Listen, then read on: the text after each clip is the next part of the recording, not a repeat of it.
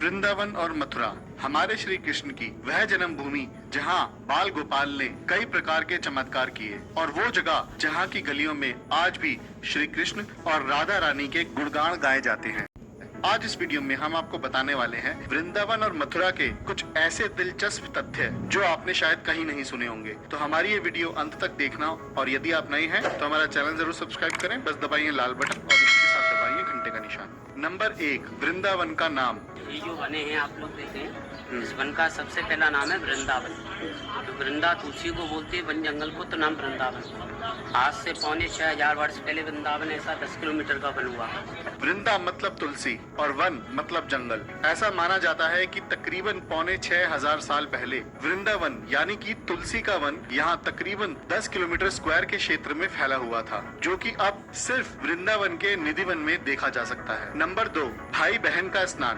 कार्तिक में बहन भैया नहीं नहाते, भैया दूज के स्नान बोलते हैं, दीपावली में इधर ही स्नान होता है। नहीं, यमुना मैया ने भाई से वरदान मांगा है, वो कार्तिक की भैया दूज के दिन बहन भैया हाथ पकड़ के स्नान घाट पे स्नान करेगा, वो तेरे लोक में नहीं जाएगा। तो यमराज घबरा के बोला बहन मेरे लोग से खाली चला जाएगा, पापी भी आएगा। जब बंदाते हो रहे भैया तो एक दिन का ऐसा मेला होता है, भैया दूज हो जाती है दीपावली के बाद, इधर बहन भैया आके इधर स्नान करते हैं, तो बहन भैया को चला लगाती है। मथुरा में एक विश्राम घाट है जो कि एक बहुत ही पूजनीय स्थान माना जाता है, जहाँ पे देश विदेश से लाखों श्रद्धालु स्नान करने के लिए आते हैं। विश्राम घाट की ये मान्यता है कि भैया दूज के समय अगर भाई और बहन यहाँ आके स्नान करें तो उनकी सारी मनोकामनाएं पूरी होती हैं, और इसी वजह से इस घाट पे भैया दूज के दिन बहुत भीड़ होती है। नंबर 3, पंचमुखी शिवलिंग। 5 मुखी का दर्शन, शंकर भगवान, इनकी क्या महत्व है? शंकर जी की पूजा करते हैं, सूर्य आदमी करते, ठाकुर जी को जल चढ़ा दिए, अपना जल देते ठाकुर जी को चढ़ा दिए। कम से कम 4 मुखी मिलेगी ना, 5 मुखी। आपने अवश्य ही अपनी जिंदगी में शिवलिंग के दर्शन कभी न कभी जरूर किए होंगे, लेकिन मथुरा के विश्राम घाट में पंचमुखी शिवलिंग स्थापित हैं, जिनके शिवलिंग पे एक नहीं बल्कि 5 मुख वाले शिव जी विराजमान हैं। नंबर 4, यमुना माता। यमुना जी कृष्ण भगवान कृष्ण जी की चौथी पटरानी है यमुना जी। भगवान हमारे ब्रज में लौट के आए हैं, तो हमने यमुना जी से परिचय कर दिया। तो यहाँ तब करती हुई यमुना जी मिला, तो यमुना जी से उनका मंदिर है, इसका नाम मिलन मंदिर। यमुना जी जो कि मथुरा और वृंदावन से होते हुए गुजरती हैं और जिन्हें हम माता के रूप में पूजते हैं, वह हमारे श्री कृष्ण की चौथी पटरानी थी। जब कृष्ण जी ब्रिज में लौट के आए तब उनका यहाँ यमुना जी से मिलन हुआ, और इसी वजह से मथुरा में उस जगह पे एक मंदिर की स्थापना की गई जिसका नाम है मिलन मंदिर। नंबर 5, बंसी चोर। बंसी चोरी का दर्शन। वृंदावन में भगवान कृष्ण हुए माखन चोर। भगवान ने गोपियों का माखन लूटा, अपने लिए नहीं, अपने ब्रजवासी ग्वालों। तो भगवान के यहाँ माखन की कमी नहीं थी। 9 लाख गाय थी। गोपियों का माखन खाते थे किस भाव से? उनका 2 भाव था। पहला तो ग्वालरों का, ब्रजवासियों का पेट भरना था, माखन खिलाना था। दूसरा प्रेम का माखन गोपियों का लूट के खाना था। भगवान कृष्ण ने माखनों की चोरी की। राधा जी नाराज हुई, कृष्ण हमारी गोपी को सताते हैं तो हम भी कृष्ण को सताएंगे। राधा जी ने ललता विशाखा से बोल के भगवान कृष्ण की बंसी मुकुट पायल को चोरी करा। वही ललता विशाखा ने बंसी मुकुट ला कर दिया।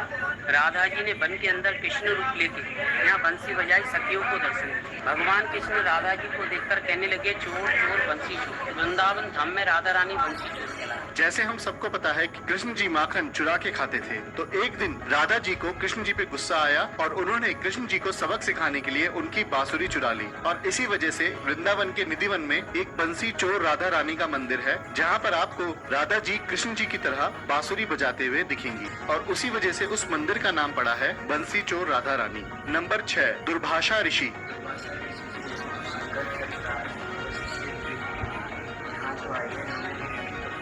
सभी ऐसे देवता हैं, केवल कृष्ण भगवान।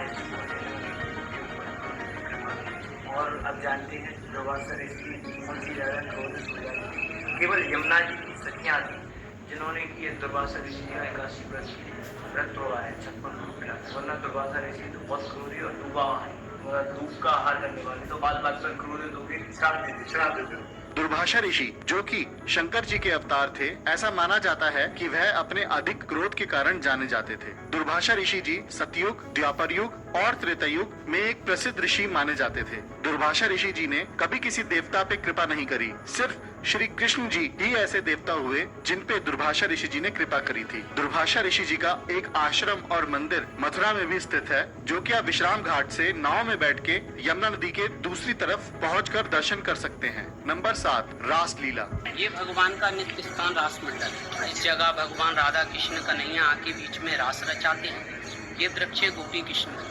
ऐसे ही भगवान का महाराज द्वापर में 16,108 गोपियों के साथ में हुआ था। उस महाराज को देवी देवताओं ने देखा था। वृंदावन के निधिवन को हम सब जानते हैं और निधिवन वो जगह है जहाँ पर तुलसी माता का वन है। और निधिवन की यह बहुत बड़ी मान्यता है कि आज भी कृष्ण जी हर रात यहाँ आते हैं और राधा रानी और गोपियों के साथ रास लीला करते हैं। माना जाता है कि निधिवन में जितने भी तुलसी के पेड़ हैं, वह दिन में तो पेड़ होते हैं, लेकिन रात को वह गोपियों में बदल जाते हैं। निधिवन के पंडित हर रात निधिवन का श्रृंगार महल सजा के रखते हैं। हर सुबह उन्हें वो महल इस्तेमाल हुआ मिलता है और निधिवन का यह रहस्य पूरी दुनिया में बहुत प्रसिद्ध है। नंबर 8, 84 कोस की यात्रा। 84 कोस की यात्रा इधर चालू होती है। ये परिक्रमा करने आते हैं 84 कोस की इनकी यात्रा चालू होती है।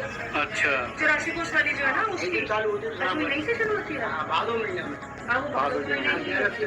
तो वो जो गोवर्धन की गोवर्धन की परिक्रमा 84 कोस नंगे पे चढ़ाना पड़ता है। उसमें खाना पीना भी अपना खुद लेके 40 दिन जाते की हैं। यात्रा होती है। 84 कोस की यात्रा 40 दिन में होती है। वो यहीं से शुरू होती है विश्राम घाट से।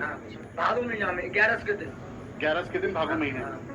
ब्रिज की 84 कोस की यात्रा के बारे में हम सब जानते हैं। मथुरा में हर साल एक 84 कोस की यात्रा आयोजित की जाती है और इस यात्रा की शुरुआत मथुरा के विश्राम घाट से होती है। लोग विश्राम घाट में आके सबसे पहले यमुना जी की पूजा करते हैं और उसके बाद अपनी यात्रा को आरंभ करते हैं। फिर मधुवन और तालवन होते हुए जाते हैं। यह यात्रा लगभग 84 कोस लंबी होती है। नंबर 9, कृष्ण जन्मभूमि। कृष्ण जन्मभूमि, जिसे आज मंदिर बना दिया गया है, वह पहले कंस का कारागार था, जहाँ पर कंस ने अपनी बहन जानकी और जीजा वासुदेव को कैदी बना रखा था और उसी कारागार में जन्म लिया था भगवान श्री कृष्ण ने। और इसी वजह से कृष्ण जन्मभूमि देश विदेश में बहुत लोकप्रिय है। इस मंदिर में आपको वह कारागार देखने को मिलेगा जहाँ पे कंस ने अपनी बहन जानकी के 6 संतानों का वध किया था और वो जगह जहाँ पर श्री कृष्ण का जन्म हुआ था। नंबर 10, गोपेश्वर महादेव। भगवान शंकर कैलाश को छोड़ के वृंदावन भूमि में आए तो यहाँ की गोपियों ने देख के भगवान शंकर से मना किया कि आपका कोई महत्व नहीं, आप तो संत पुरुष हो।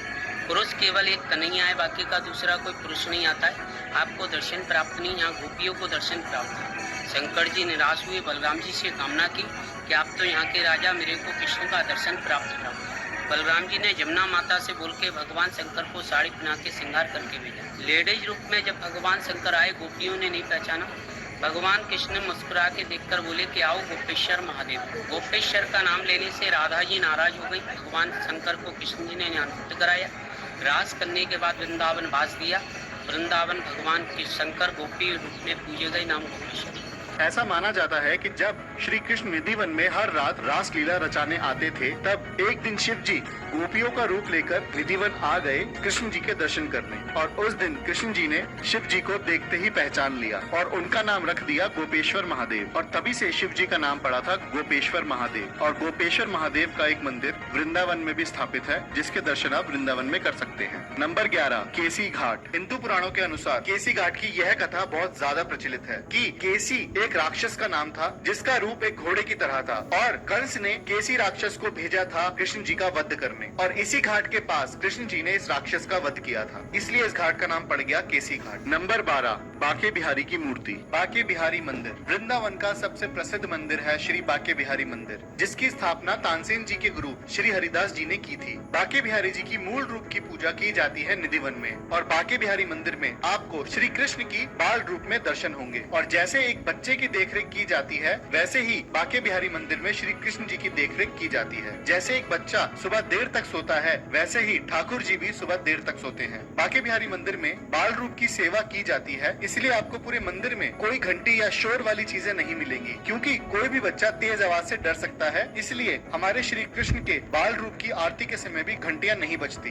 बाके का मतलब होता है टेढ़ा और बिहारी का मतलब होता है आनंद लेने वाला। इसलिए यहाँ पर आपको बाके बिहारी जी की मूर्ति गर्दन, कमर और पैर पे से मुड़ी हुई मिलेगी। तो ये थी हमारी वृंदावन की वीडियो। आई होप आपको वीडियो पसंद आई है। अगर पसंद आई है तो लाइक का बटन जरूर दबाएं, और यदि आप नए हैं तो हमारा चैनल जरूर सब्सक्राइब करें। बस दबाइए लाल बटन और उसके बाद दबाएं घंटे का निशान, जिसके बाद आप क्लिक कर सकते हैं ऑल नोटिफिकेशन। और हमारे